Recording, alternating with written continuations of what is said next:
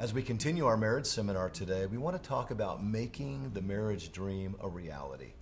And let me preface that by saying that as a pastor who's done a lot of marriage counseling, one of the biggest problems we see in marriage counseling, Terry, I know you've seen this too, is a wife or a husband that comes into the marriage with expectations. You know, it's going to be this way and better than ever.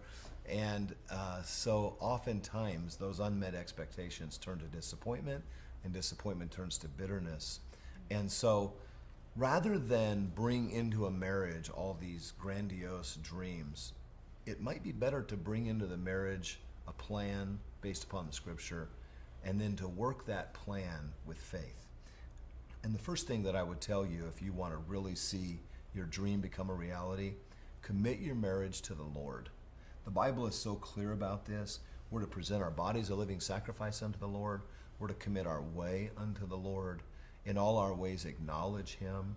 So let me just encourage you to say to the Lord even now, Lord, this is your home, and we want you to receive glory from it. We commit it to you, and in all the ups and downs, we will follow you. That's basic. And I remember when we were in Bible college, when we were just learning how to converse spiritually and having those early devotions, and we talked about things like, we're never going to mention divorce, we're never going to let the devil allow bitterness for prolonged periods. And really what we were saying was, this is God's relationship, and we want Him to be first in all of it. And we were making a real commitment to the permanence of marriage. And that's the second thought that I do want to drive home today, is marriage is God's idea.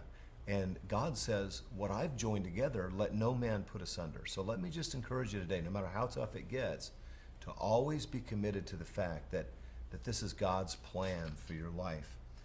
And then let me say also that as you endeavor to understand your spouse and as you grow together scripturally, it's going to be very important that you commit to getting help when it's needed. Because I'm going to tell you, sometimes that well-painted picture in your mind gets a crack right down the middle. And I remember a few times, Terry, when the church was growing by 400 or 500 a year, and we were starting a school and a college and a radio ministry and all these things, and it was like our marriage quality wasn't that great. And you're so patient and didn't say anything, but when you did say something, I sensed this is not good. And we went to an older pastor on a couple of occasions and said, here's who we are, here's what we do, we're not doing it well, help us. And I had to receive some counsel.